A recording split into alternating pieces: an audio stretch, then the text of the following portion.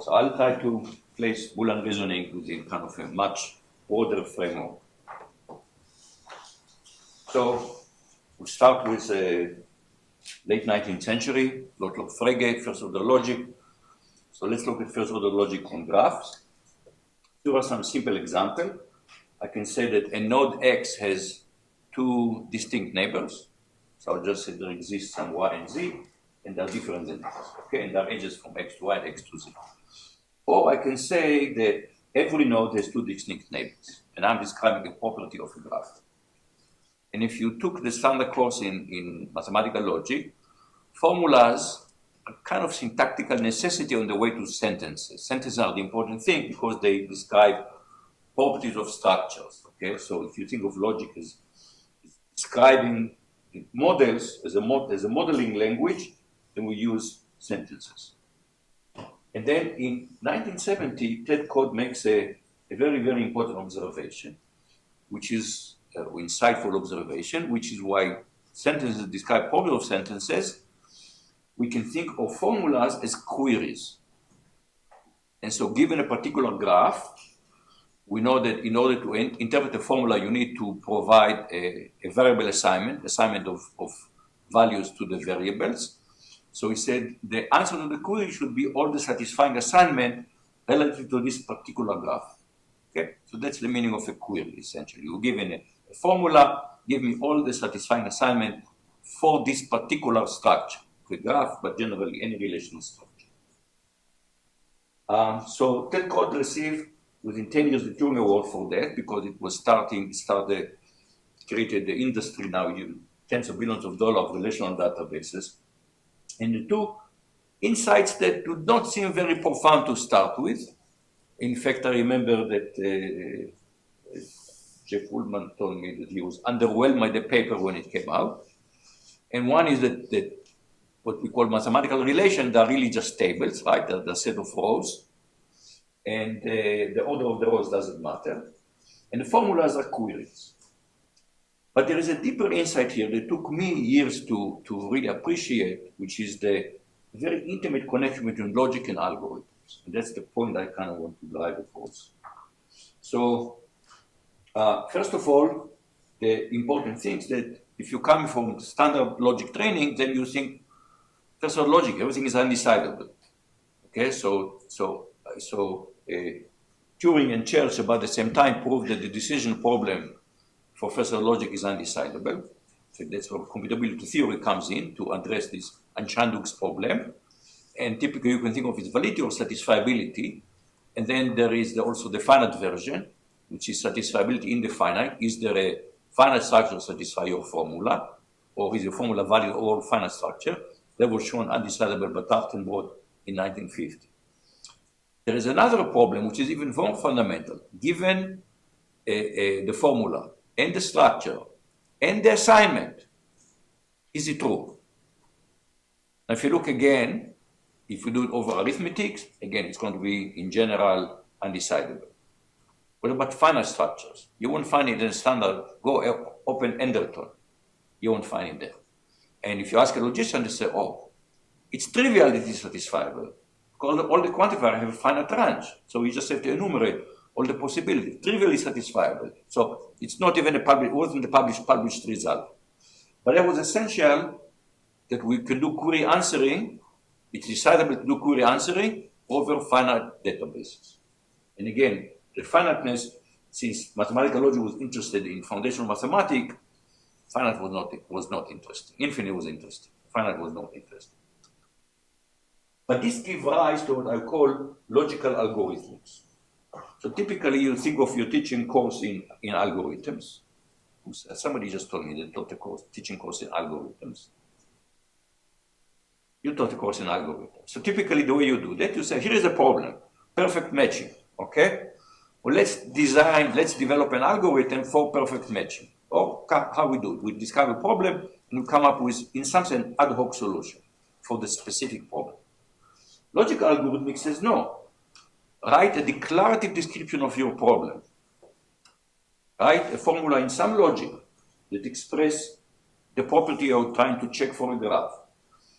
And now you have a uniform algorithm, the query evaluation algorithm, that will take the structure and the query, so to speak, and check whether this is true. So in some sense, there is, for all we just saw, that for all first-order properties, everything you can express in first-order logic, there is a straightforward algorithm. Of course, relational databases do a lot of optimization, but the fundamental thing is just evaluate the formula, enumerate the quantifiers, do the Boolean operation, and that's a uniform algorithm. And that's what I call logical algorithm. Now, as you start thinking about logic as a specification language, you realize that first-order logic is actually rather weak.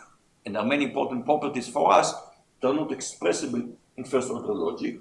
For example, you want to express three-colorability, you have to say there are three color classes, there are subsets of nodes. So that's existential second-order logic. So that makes many properties are expressed in existential second-order logic. That makes it a very important logic. And in 1974, Ron Fagan showed that ESO, existential second-order logic, expressed precisely NP. Every property which is NP can be expressed in ESO, and everything in ESO, easy to see it's in NP because you just you guess the relations, and then you do the rest of the checking, which you can do in polynomial time. And to me, this is a beautiful result because you teach NP, and then you have to have Turing machines in polynomial time. Here, there's nothing of that. There's no Turing machine, there's no model of computation, there's no polynomial don't show anywhere. Everything is implicit somehow in the logical description. And that gives rise to a whole area called descriptive complexity theory, which studied a tight connection. So typically we think about computational complexity theory, we think about how much resources are being used to solve the problem, time and space, whatever, okay? Here we're thinking about description as a resource. What is the size of the sentence? How many variables do you need? How many alternation of quantifiers do you need? These are all syntactical resources being used. And descriptive complexity theory study this relationship. For example, an easy consequence of Fagan theorem is that if you take full second-order logic, you get precisely the polynomial hierarchy. Okay, so another tight connection between logic and complexity. And Neil Emerman published a beautiful book, Descriptive Complexity Theory, about this connection. Now let's go back a little bit to this meta-algorithm, what I call it. The query evaluation is a meta-algorithm. So you have a formula phi and a graph G. I'll use graph as a canonical structure. And then the query evaluation say yes, precisely when the graph satisfies the formula. And in 1982, I asked the question, what is the computational complexity of this meta-algorithm? Then we say, well, it's not simple. One, it has a parameter. What logic should I use, for example? First-order logic, essential second-order logic. These are different logic. But the other problem was that the QE gets two parameters. It gets one parameter, which is the query, and it gets one parameter, which is the structure. Now, if you look at Fagan's algorithm, it says for every fixed phi, it's in NP. But what happens if you want to also say, no, the query, if I have a database, I'm interested in query evaluation, I want to know what's the complexity also in the size of the query, not just for a fixed query. So first, let's go back to the logic. What logic do we use? Clearly, first order logic. Essential second order, it's important because we can express many combinatorial properties. But in 1979, I and Ullman showed that first order logic cannot even express graph reachability.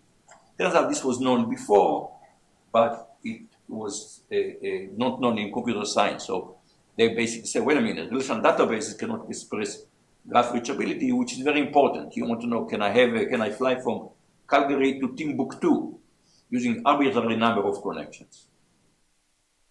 And so they say you need induction. In fact, a year later, Chandra and Arel proposed a logic called FP, which is a first-order logic essentially with added induction or recursion.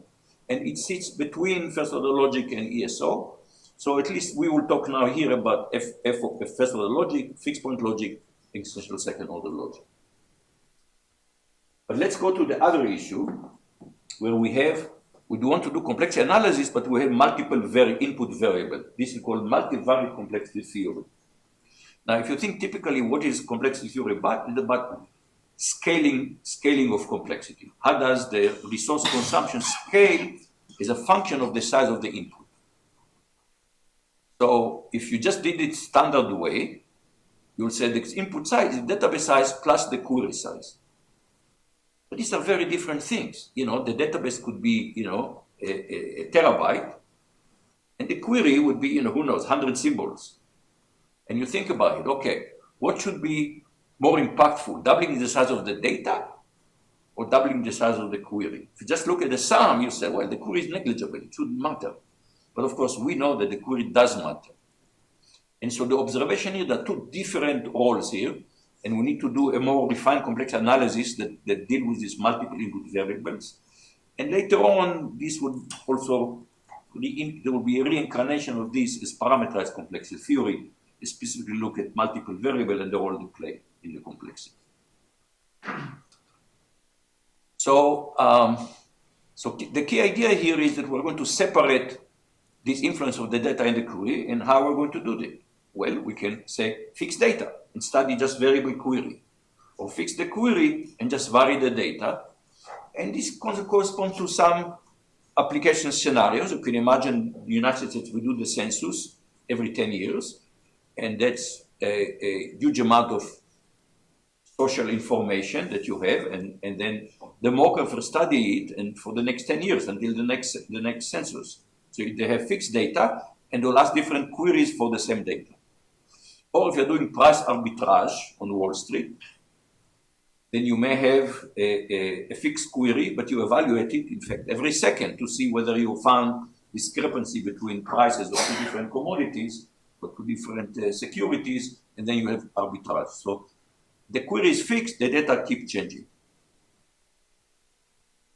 So that gave rise to three types of complexity that we analyze in this case. One is expression complexity. We fix the database, and we just look at the query as the variable.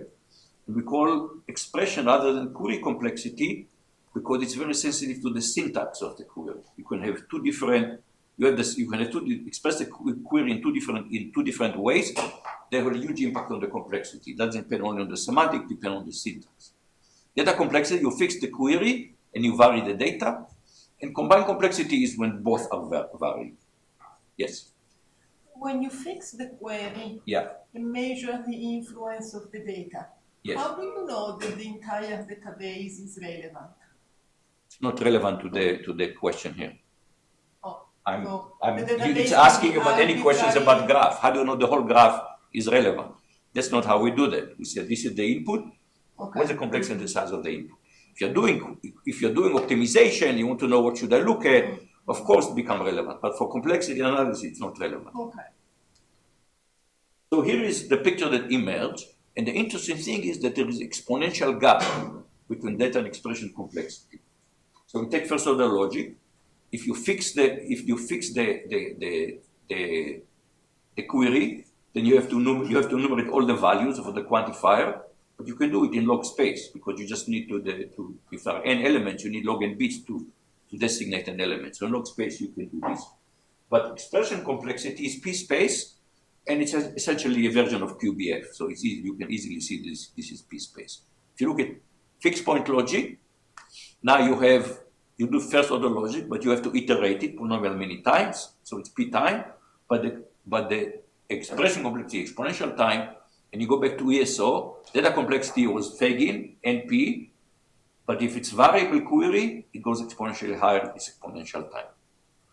So we see here that the characteristics of the query matter much more when the data is kind of flat, that the whole expressiveness is in the query. That's why we do query optimization less than we do data optimization, even though we build indexes, so we do some data optimization, but not as much query optimization.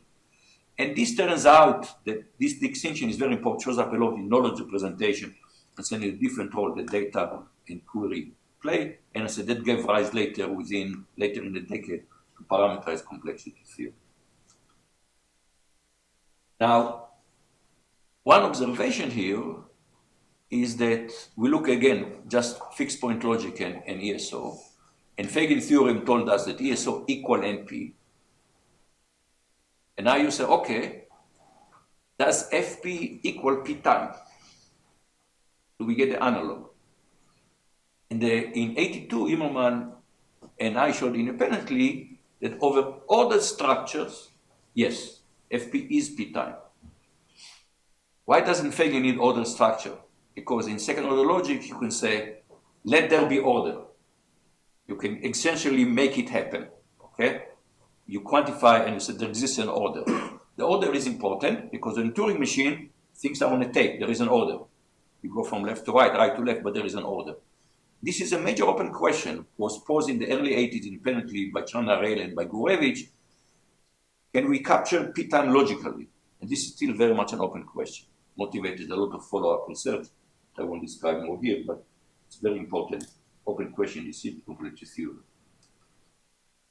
Now I want to go back to what Jill talked about, which is the consensus satisfaction problem.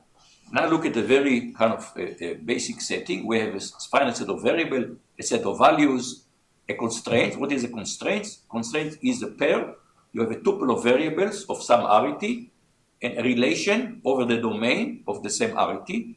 And essentially it says that when you're looking for assignment of the values to the variables, a mapping from V to D, and every tuple has to map as a tuple in that relation. When you look at every tuple of variable, its image should be in that relation. And that's a local consistency condition. And hence the question is there the globally consistent assignment?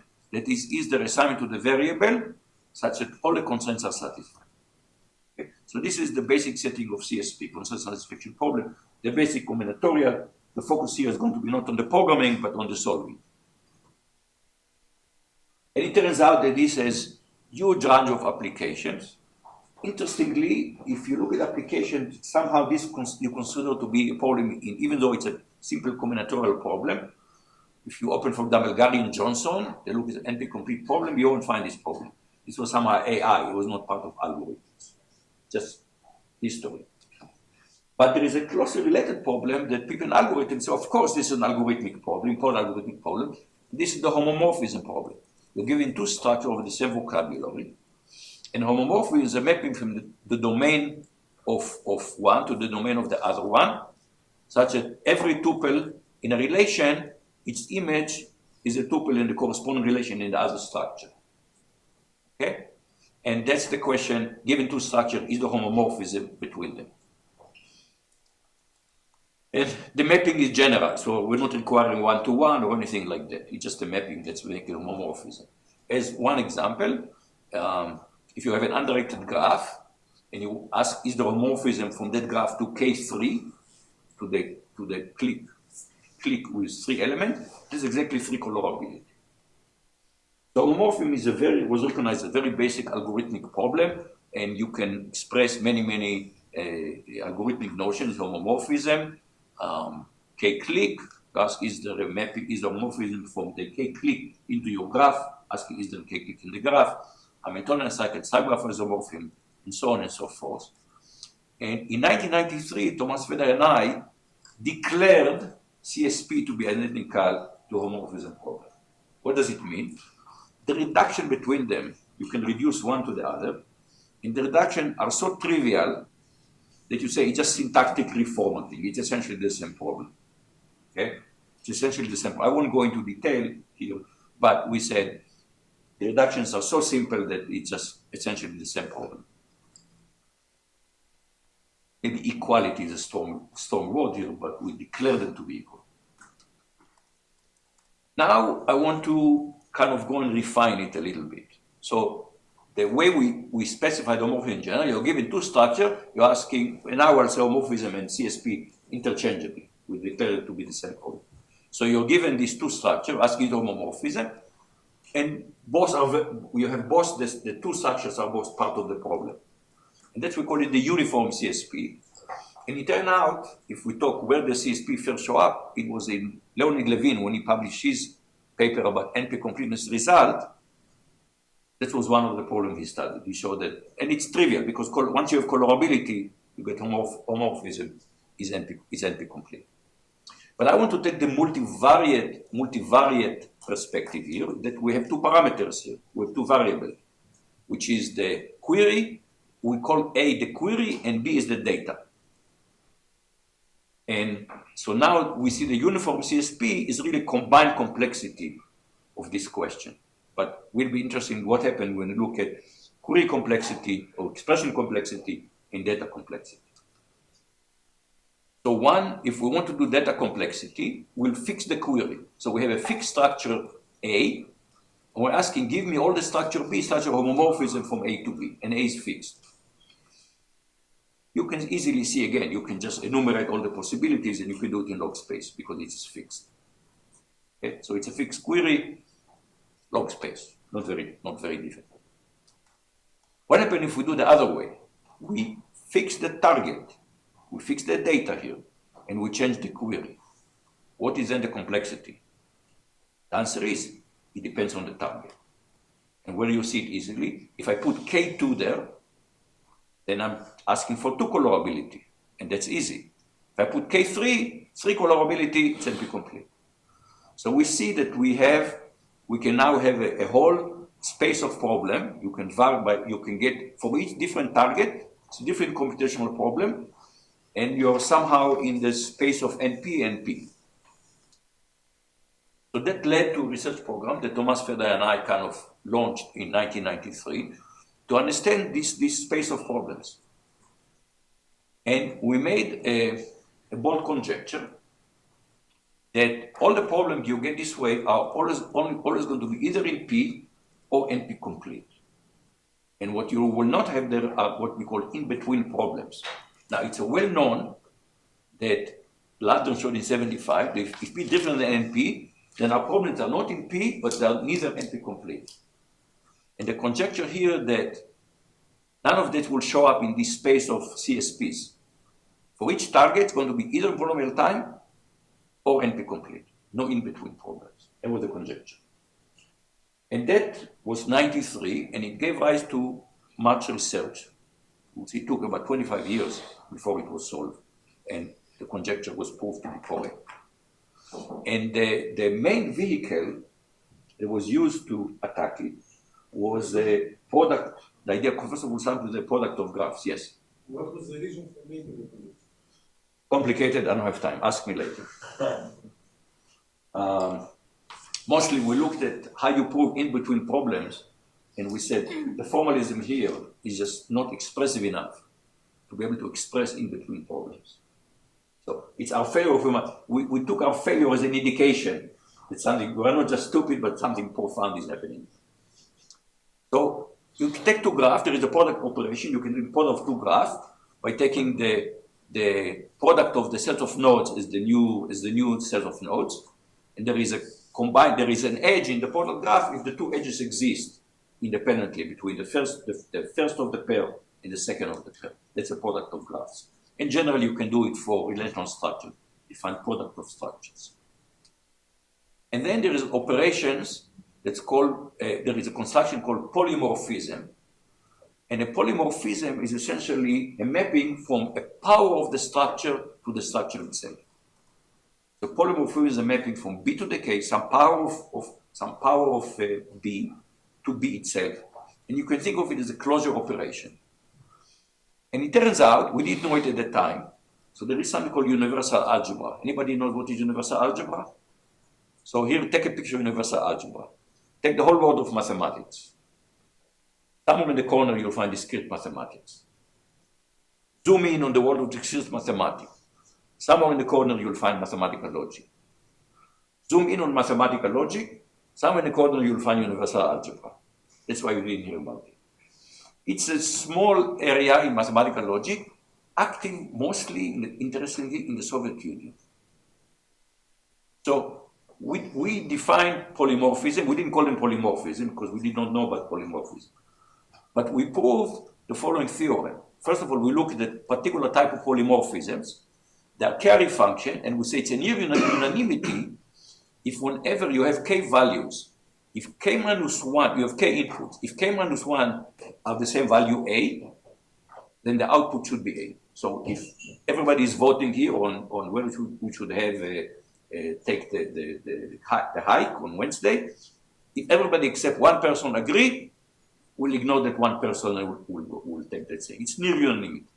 We allow one disagreement.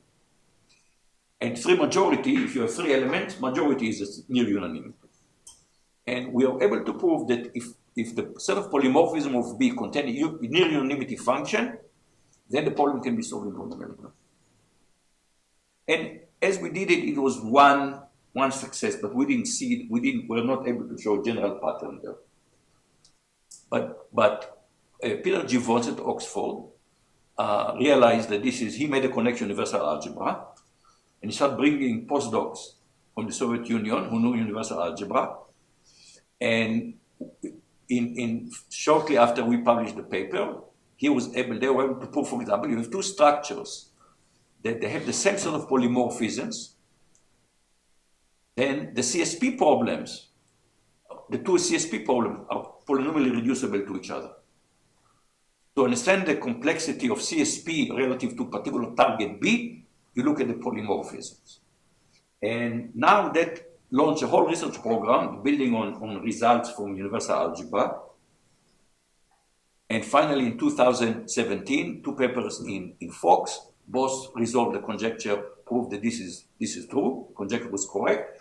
Not only that it's decidable given a target B, whether the problem is in polynomial time or in the complete.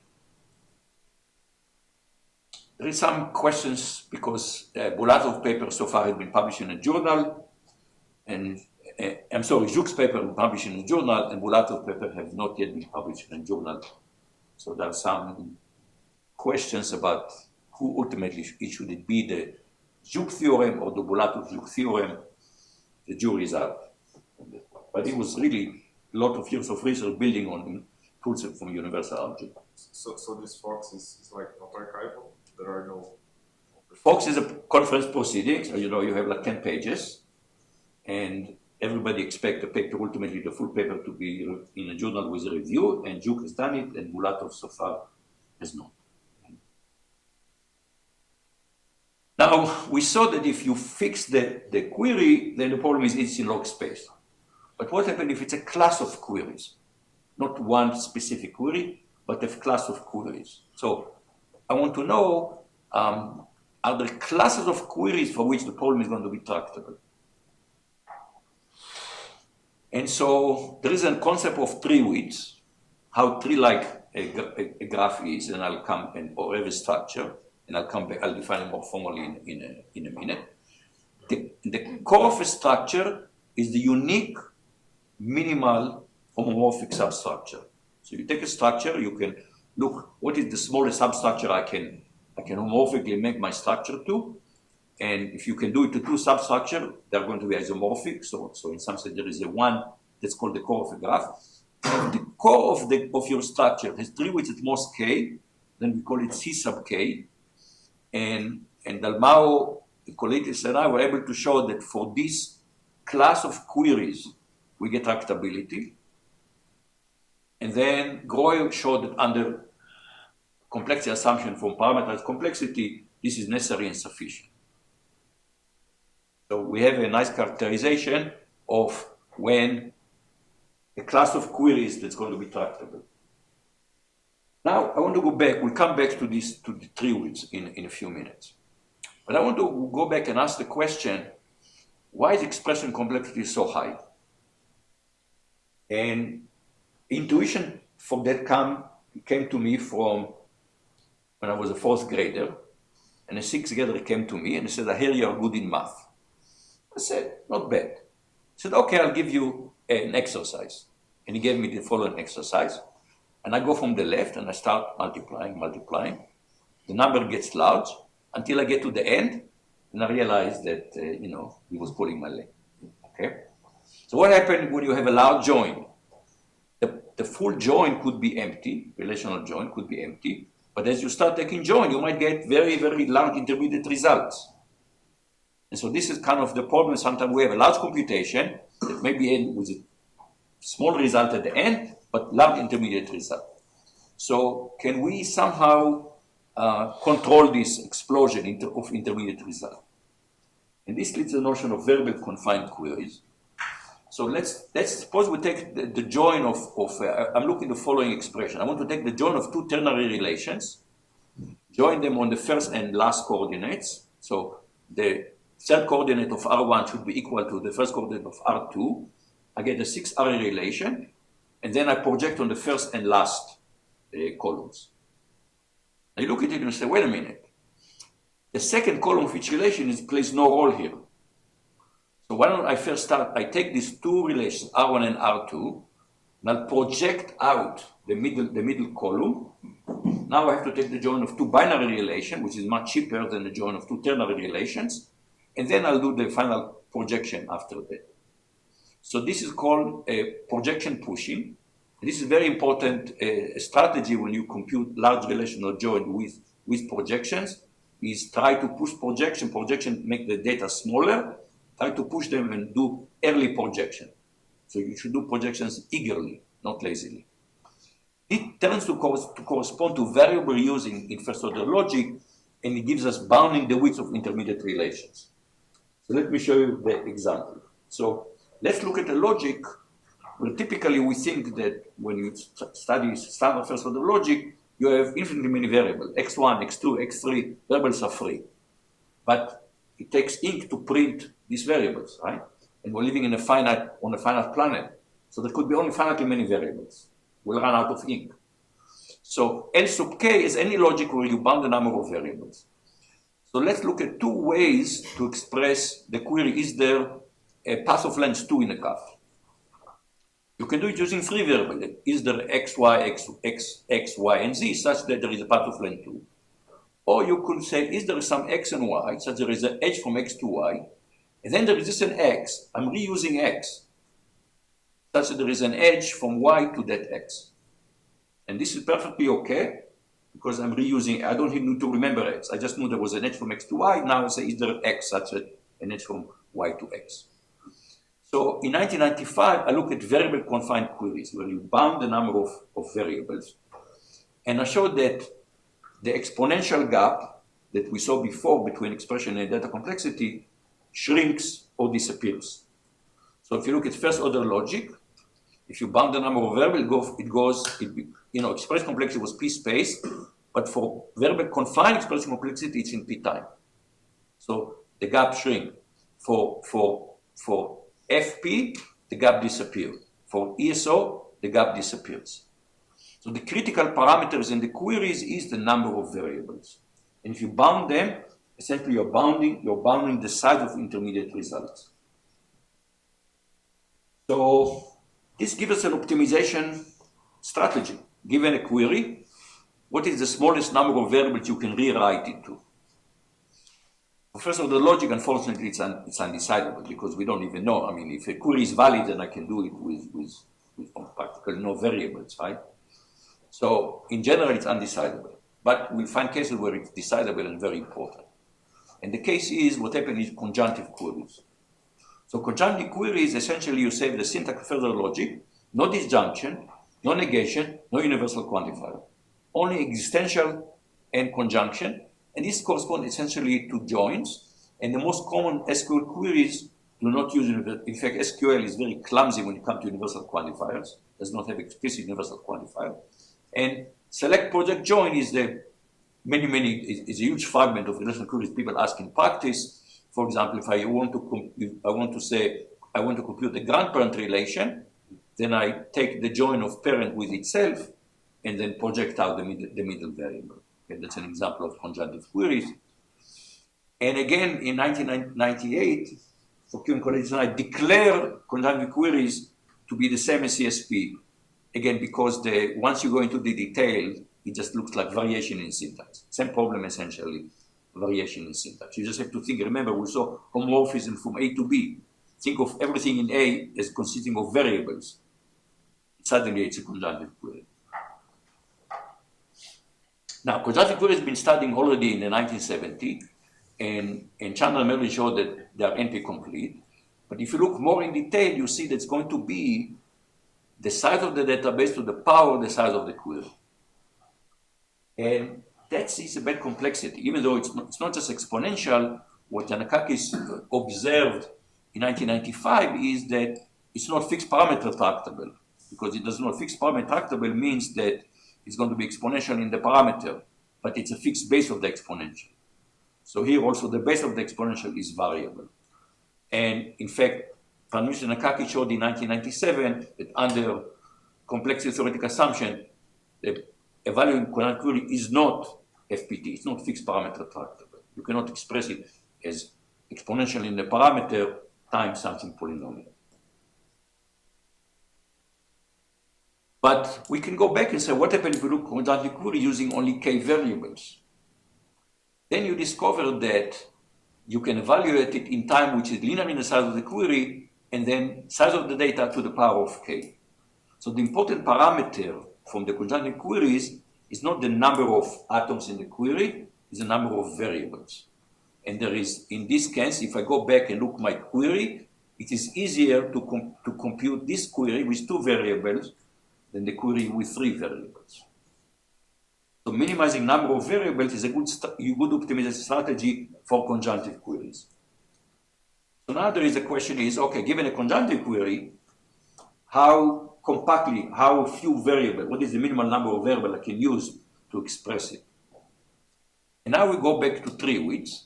So tree widths is, the idea is you're given a graph and you want to massage it into a tree. In order to do that, you have to create this, what some people call it bags or potatoes. And they consist of several variables, and every edge has to exist within one of these bags. And the question is, now we got a tree, and the question is, how big are the bags? In this case, you see that every bag has 3 nodes. You subtract 1, and that's a tree width. So a real tree has tree width 1. In this case, it's tree width 2.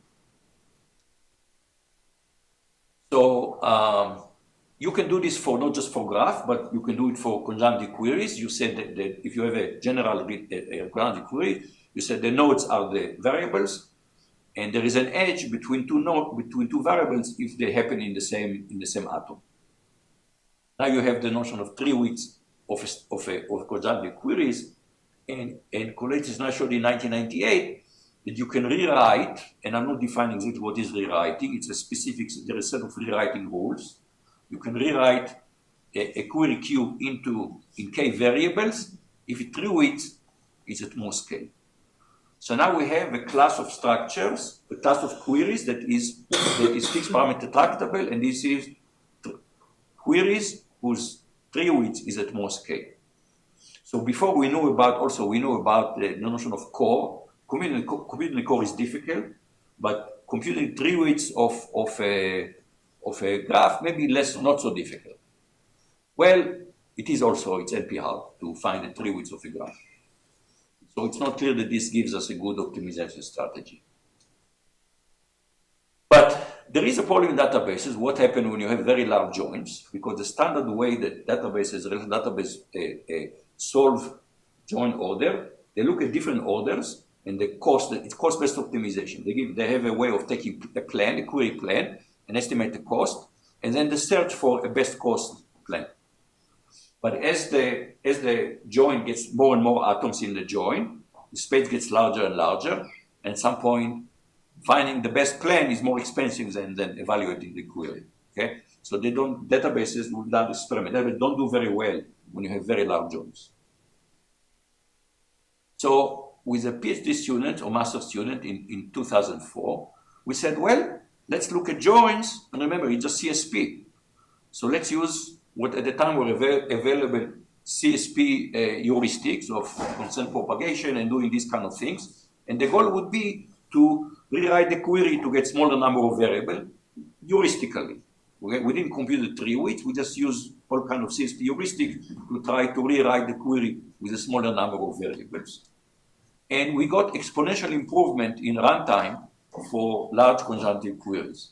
Okay, so here you see some of our experiments on a log scale, and we use a strategy called bucket elimination and a particular variable order, maximal cardinality search, and we show that we compare it to, I think it was the time it was Ingress, not Ingress, Postgres.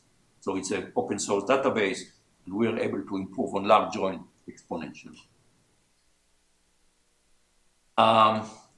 So does this give us a tool for really doing something for real-life relational databases? The answer is, well, so on one hand, today, they are the same way that we are focusing on SAT solvers. There's a community that focuses on tree decomposition. And yes, it's NP hard, the tools are getting better and better. So you might think that by now, maybe, this was more than 20 years ago, maybe it's a good strategy now, but there are reasons why it's not. One is that, what about the cost-based? I mean, we need to be able to somehow combine it with cost-based optimization, and we don't have a good way of doing this. Also, there is an argument by Gottlob, his collaborator, that the relevant thing, I've ignored here the fact that the atoms are relations and not just edges. And so Georg Gottlob defined notion of hypertree decomposition are more relevant to computing large joints. Unfortunately, there's no tree decomposition, lots of progress. Hypertree decomposition, no progress. So as a strategy for query evaluation, not really. But let's go now to Boolean reasoning, which was, I promise you, in the title of the talk. How does it connect to Boolean reasoning?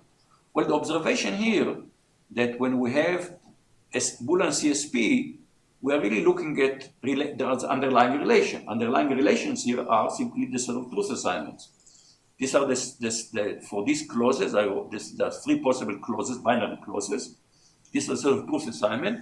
For 3 SAT, every relation is a set of 7 tuples that satisfy the relations.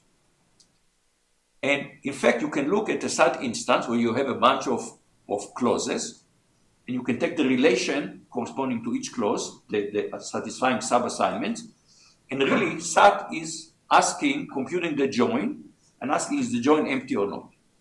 That's what SAT is. It's a database problem. But there is a conference VLDB, very large databases here, very small databases, right? Every relation is just a 3 SAT. You have a small number of possible clauses, in each relation 7 tuples. But as we know, the set of models can be very large. So if we just compute the join, it will blow up. It's not a good strategy to do it. So maybe what we should use is a more compact way to present large set of truth assignments. And one way one would think of doing it is using binary decision diagrams, which are essentially a decision tree, but with folding. Whenever we see duplication, we fold, we combine. So we take the tree, and whenever we see 2 nodes with identical subtrees, we combine them, and we do it repeatedly, and we get a DAG, which is a decision diagram, and I think John is going to talk more about decision diagram. And they have become a very, very important part, not so much in SAT solving, but if you go and look in other type of Boolean reasoning, binary decision diagram is an incredibly important data structure to present Boolean functions. So can we use this? Can we look at this joint perspective with BDD to solve satisfiability? And Gochan, Pan, and I looked at it in 2005. And we say, in general, even then it was not competitive against SAT solver. Today, of course, it's not. But we found several cases where it actually was exponentially better. We found some specialized problem where our solver was exponentially better than SAT solvers at the time. So, but what about quantitative Boolean reasoning, which we did not discuss much here? So, quantitative Boolean reasoning, you go beyond just SAT and SAT, but in particular, sharp SAT is counting the number of satisfying assignments. And that is a sharp complete problem. Turns out it actually has numerous applications. And in particular, it comes up with the weighted version, where every literal has a weight. Assignment is going to be you can take very often the product of the literal weights, and then you take the sum over all satisfying assignments. So this is weighted model counting. And that's really, you can show the probabilistic reasoning is reducible to weighted model counting. So now we need not binary decision diagram, but algebraic decision diagrams, where the leaves are not just 0 or 1, satisfying, not satisfying, but the leaves are numbers, real numbers. And the BDD package can actually compute with this. You can take the product of 2 ADDs, the same way you can take the conjunction of 2 BDDs, you can take the product of 2 ADDs, and it will do the evaluation. So we have software support to dealing with ADDs. And so this gives us a way to do weighted model counting. We start with the BDD for the input formula, and then we add the weights. And then to get the total weights, we have to quantify over, right? We have to quantify essentially over the propositions. And quantification simply means you take the ADD, you assign proposition to 0, you assign proposition to 1, and you take the sum. So quantification here becomes sum. And the problem is the BDD will blow up. If you could try to combine the BDD for a large formula, it would blow up. But in 2020, we showed you can use again CSP heuristics to minimize the number of intermediate variables. And at the time, we tied for third place there is a competition for model counting, and we tied for third place. And in particular, what we're looking for, not to outcompete all other solvers, but we're looking at the virtual best solver. So you have a portfolio of solver, and you ask, if I add my solver, does it improve the performance? So here you see we took a bunch of solvers, and then we have the virtual best solver, which was the green line before we added ADDMC, and then the kind of purplish line or the bluish line at the bottom is after we added ADDMC, and you see that we have significant improvement in the performance of the portfolio. And this is important because if you go to like one-on-one, it does not give you meaningful information. You really ask yourself, how does it improve the portfolio?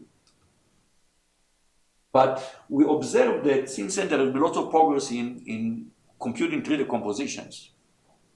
So, and there are anytime solver. There are solver who keeps spewing out tree decomposition, and the more time you give them, they are better. The tree decomposition have smaller widths. So we then submitted another one, which we call DPMC, which uses tree decompositions. Instead of using CSP heuristics, we use tree decompositions. And again, the bottom line is we're improving the portfolio significantly. The virtual best solver is improved significantly by using tree decomposition. So let me finish this kind of survey from 50,000 feet. I want to give you the concept of logical algorithmics, where we kind of think of algorithm obtained by describing the problem declaratively and then using generic solvers, and which is partly what this community is doing, building, we heard also from Aniel about the power of generic solvers. And we saw connection to distributed complexity theory, to multivariate complexity theory, the theory of CSP, and gives us actually an effective method for quantitative Boolean reasoning. I had another student that finished PhD this year, also using this tree decomposition to do Boolean synthesis, which is going from declarative to implementation of circuits. So I think it's a promising direction. Thank you very much.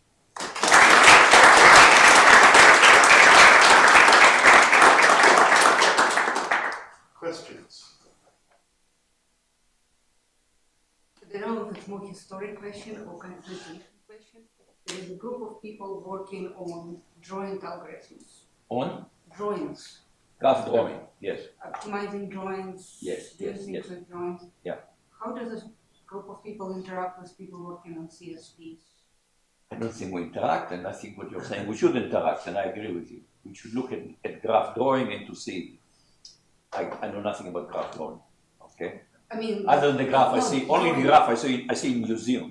Sorry, the drawing algorithm, like Yanakakis algorithm for trees and subsequent algorithm.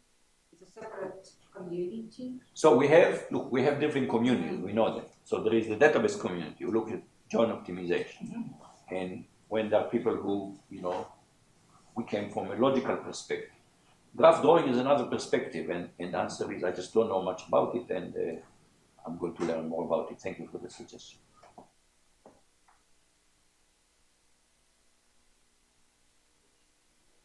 So, in the interests of bridging communities, yes, your definition of CSP has constraints being tuples. If we use pairs, tuples and relationship, yes. So, if we use Gilles' definition, where a constraint is something where we have an efficient propagation algorithm, how much changes?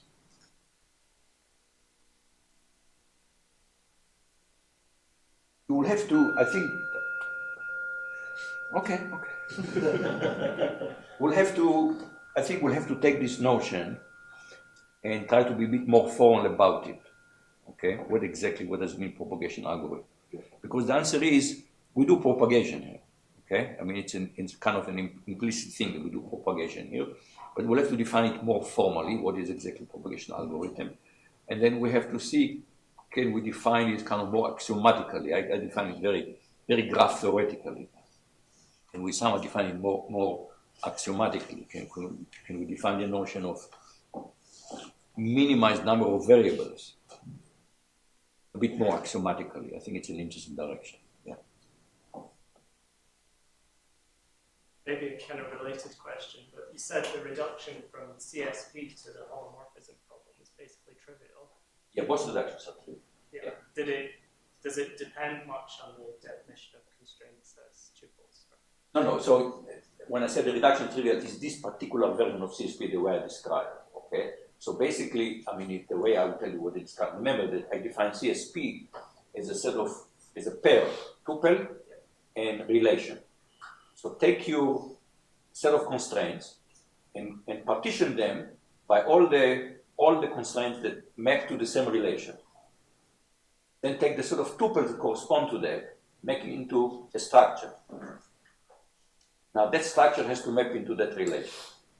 So it's a very, very, I mean, I don't want to, but it's a trivial transformation, but it very much depends on the syntax that I described. Sam? So you mentioned at the very beginning graph isomorphism as a whole open problem. And so there's this graph isomorphism is now in quasi-polynomial time. Does that give graph canonization also in quasi-polynomial time? And do you get a partial solution to the other problem? No. So the question is, can we, for example, can we do, the problem is that I think that questions about the core of the graph are not to be NP hard. So this is not graph isomorphism, this is subgraph isomorphism in some sense. Right. And these are harder problems than graph isomorphism.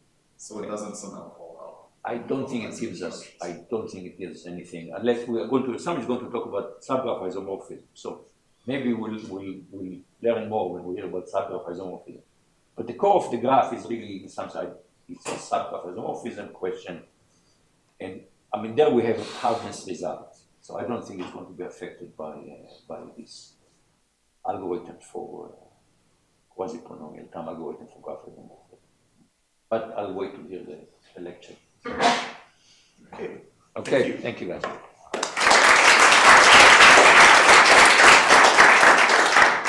We'll start again after coffee. It's about 10 past.